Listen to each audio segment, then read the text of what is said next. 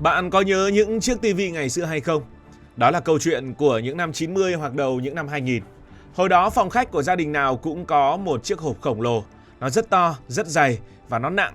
Nhiều người gọi vui nó là chiếc tivi bụng bự hay là cái tivi đít lồi. Còn người ta vẫn thường gọi là tivi màn hình CRT. Lớp vỏ ngoài của nó thường làm bằng nhựa cứng, đôi khi nó được ốp gỗ rất sang trọng. Màn hình phía trước thì cong như mặt kính của một chiếc đồng hồ lồi. Phía sau lưng nó lại phình to ra như một chiếc phễu khổng lồ. Mỗi lần gia đình muốn dọn nhà hay đổi chỗ kê tivi thì đó là một cực hình. Phải cần đến 2-3 người đàn ông khỏe mạnh mới khiêng nổi nó. Hoặc một người thì ôm cũng rất là khệ nệ. Ai đã từng ôm chiếc tivi đó chắc hẳn sẽ nhớ cảm giác đau lưng và tê mỏi hai cánh tay. Mỗi khi bật tivi lên, nó không hiện hình ảnh ngay lập tức như bây giờ. Phải đợi, phải nhấn nút, cạch một cái. Bạn sẽ nghe thấy tiếng rè rè nhỏ phát ra. Sau đó một chấm sáng lóe lên ở giữa màn hình. Rồi từ từ hình ảnh mới giãn ra và sáng dần đều. Trẻ con thì nghịch có khi là té nước lên tivi, nhìn cái màu rất là long lanh. Và nghịch vô tư chỉ sợ phụ huynh phát hiện. Bởi vì ngày xưa, tivi là một tài sản rất có giá trị. Có khi cả xóm mới có một chiếc tivi, có khi chỉ là tivi 14 inch hoặc là tivi đen trắng. Mỗi buổi tối hàng xóm láng giềng lại kéo sang, trải chiếu ngồi xem chung một bộ phim hay là một trận bóng đá. Kỷ niệm đó thật đẹp và ấm áp. Nhưng bạn đã bao giờ tự hỏi, tại sao ngày xưa người ta lại phải làm tivi to và dày đến như vậy? Tại sao không làm mỏng đi cho nó nhẹ? Và điều gì khiến những chiếc tivi cồng kềnh đó biến mất hoàn toàn trên thị trường? Chúng ta hãy cùng nhau đi tìm câu trả lời bằng những ví dụ thật dễ hiểu. Để hiểu vì sao tivi ngày xưa lại dày cộp, chúng ta cần nhìn vào bên trong chiếc bụng phệ của nó. Bạn hãy tưởng tượng chiếc tivi giống như một rạp chiếu bóng thu nhỏ. Và trong rạp chiếu bóng này không có máy chiếu như ngoài rạp, thay vào đó có một khẩu súng. Khẩu súng này tất nhiên không bắn ra đạn thật, nó bắn ra các tia sáng nhỏ xíu. Chúng ta tạm gọi nó là súng bắn ánh sáng. Màn hình tivi phía trước mặt bạn chính là bức tường để khẩu súng này bắn ánh sáng lên. Mặt trong của màn hình tivi được bôi một lớp hóa chất đặc biệt. Lớp hóa chất này có một khả năng kỳ diệu. Cứ hễ bị tia sáng bắn trúng thì nó sẽ phát sáng. Tùy vào cách bắn, nó sẽ phát ra màu đỏ, màu xanh lá cây hoặc màu xanh dương. Ba cái màu tiêu biểu và trộn lại được tất cả các màu khác. Đó là lý do mà logo của rất là nhiều đài truyền hình đều có ba cái màu này, trong đó có logo của VTV. Hàng triệu điểm sáng màu sắc nho nhỏ đó ghép lại với nhau sát sàn sàn. Khi bạn nhìn nó từ xa, mắt bạn sẽ thấy đó là một hình ảnh hoàn chỉnh. Nào là bông hoa, nào là con vật, nào là ca sĩ chuyển động trên tivi đều được tạo ra theo cách đó. Các nhà khoa học gọi toàn bộ hệ thống này là ống phóng tia âm cực. Tên tiếng Anh viết tắt là CRT, thế nên tivi đó được gọi là tivi CRT, màn hình theo công nghệ đó được gọi là màn hình CRT. Bạn cũng không cần phải nhớ cái tên khoa học phức tạp này làm gì cả, chỉ cần nhớ một điều cốt lõi. Bên trong chiếc tivi hoặc cái màn hình ngày xưa là một cái ống thủy tinh rất to. Phần đuôi của nó chứa một khẩu súng bắn ánh sáng. Khẩu súng này nằm ở tận cùng phía sau chiếc tivi. Đó chính là lý do tạo ra cái phần đít lồi mà bạn thường thấy ở tivi ngày xưa. Bạn sẽ thắc mắc, tại sao không đặt khẩu súng bắn ánh sáng ở sát màn hình cho gọn? Tại sao phải đặt nó lùi tuốt ra phía sau làm chiếc tivi bị dày lên? Thì đây chính là chìa khóa của vấn đề. Bây giờ hãy lấy một cái đèn pin ra làm thử nghiệm. Hãy đứng thật sát một bức tường trong bóng tối. Bật đèn pin lên, bạn sẽ thấy gì? Bạn sẽ thấy ánh sáng hắt lên tường chỉ là một đốm tròn nhỏ xíu, to bằng cái bát ăn cơm. Nếu bạn muốn ánh sáng của đèn pin bao phủ toàn bộ bức tường rộng lớn thì phải làm gì? Phải bắt buộc lùi lại vài bước. Càng lùi ra xa tường, vệt sáng tỏa ra sẽ càng to. Và khẩu súng bắn ánh sáng trong tivi cũng hoạt động hệt như chiếc đèn pin này. Màn hình tivi phía trước thì rất rộng, trong khi đó khẩu súng thì chỉ có một và nằm cố định. Nó có nhiệm vụ quét các tia sáng từ góc này sang góc kia của màn hình, quét từ trái sang phải, từ trên xuống dưới, quét với tốc độ cực kỳ nhanh, nhanh đến mức mắt người không thể nhận ra là nó đang chạy. Nhưng để có thể quét được hết toàn bộ diện tích của cái màn hình tivi, khẩu súng bắt buộc phải đứng ở một khoảng cách xa. Nếu đặt khẩu súng quá gần màn hình, nó chỉ bắn được một phần vào chính giữa, 4 góc xung quanh tivi lúc này sẽ bị tối. Nếu đặt khẩu súng ở gần mà vẫn cố bắt nó bẻ cong tia sáng để bắn ra góc, tia sáng lập tức sẽ có những cái góc chéo, hình ảnh lúc này bị kéo giãn ra, méo mó và biến dạng cực kỳ xấu xí. Vì thế để làm ra một chiếc tivi có một hình ảnh phẳng phiu, đẹp đều từ tâm ra đến viền, người ta phải thiết kế một khoảng cách đủ xa giữa khẩu súng và màn hình. Khoảng cách đó chính là bề dày của chiếc tivi. Nguyên lý vật lý này dẫn đến một sự thật không thể thay đổi. Màn hình tivi càng lớn thì khẩu súng càng phải lùi lại xa hơn.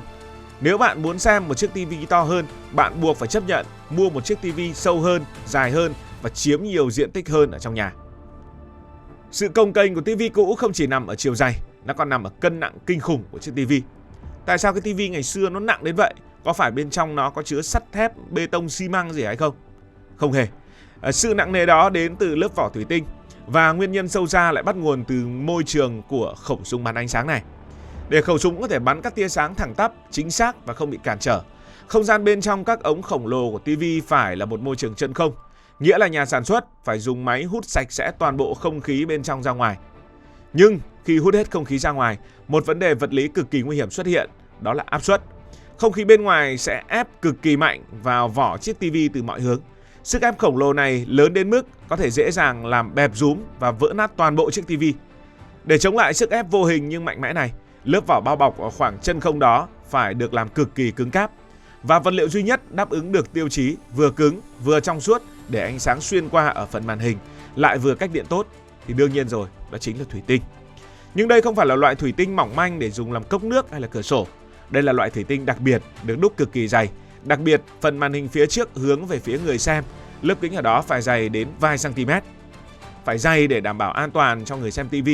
Chẳng may có ai đó ném một vật cứng vào màn hình làm lớp kính bị nứt, không khí bên ngoài sẽ ùa vào khoảng không bên trong với tốc độ khủng khiếp, gây ra một tiếng nổ lớn. Người ta gọi đó là hiện tượng nổ dập. Vì phải sử dụng khối lượng kính quá dày và quá nhiều như vậy thì một chiếc TV vô tình đã biến thành một cục gạch khổng lồ. Một chiếc TV 30 inch ngày xưa nặng vài yến, tương đương với cân nặng có khi là của cả một cái đứa trẻ con hoặc là của cả một người lớn. Nên là hiếm khi một chiếc TV to mà màn cong dày như ngày xưa mà treo được lên tường. Chẳng có giá treo nào chịu nổi. Người ta treo những cái TV nhỏ nhỏ xinh xinh bé bé mà thôi. Nhu cầu của con người thì không bao giờ dừng lại. Chúng ta luôn muốn mọi thứ to hơn, đẹp hơn. Ngày xưa xem TV 14 inch bao nhiêu người xem cảm thấy vẫn nét. Sau đó có 21 inch thì thấy 14 inch rất là bé. Rồi lại bắt đầu muốn xem 32 thì lại mơ về những chiếc 40, 50, bây giờ lại 55, 65 để có cảm giác xem rạp phim ngay tại nhà. Và đây chính là khoảnh khắc chiếc TV ngày xưa bộc lộ điểm yếu chí mạng. Nó đã chạm đến giới hạn vật lý của chính nó. Và khi cái TV màn hình CRT chạm đến giới hạn vật lý của chính nó thì một phép màu đã xuất hiện. Nó mang tên công nghệ màn hình phẳng tinh thể lỏng, viết tắt là LCD. Ngày xưa quảng cáo cái này thì oách lắm. Sự ra đời của công nghệ này đã viết lại toàn bộ luật chơi. Nó thay đổi hoàn toàn cách một chiếc TV được tạo ra. Nó tự tin đá văng chiếc TV ống thủy tinh hút chân không nặng nề ra khỏi nhà máy. Nó ném cái khẩu súng bắn ánh sáng cồng kềnh đi vào dĩ vãng. Nhưng thực tế, chiếc TV cũ không biến mất ngay lập tức sau một đêm. Quá trình lật đổ diễn ra trong giai đoạn đầu, rồi bỗng nhiên tăng tốc chóng mặt. Khi những chiếc TV phẳng đầu tiên ra đời vào cuối những năm 90 và đầu những năm 2000, chúng rất đắt. Nó là món đồ xa xỉ chỉ dành cho những người rất giàu. Nhưng các tập đoàn công nghệ lớn ở Nhật, Hàn và thậm chí là cả Trung Quốc nữa không chịu dừng lại. Họ bắt đầu xây dựng những siêu nhà máy khổng lồ.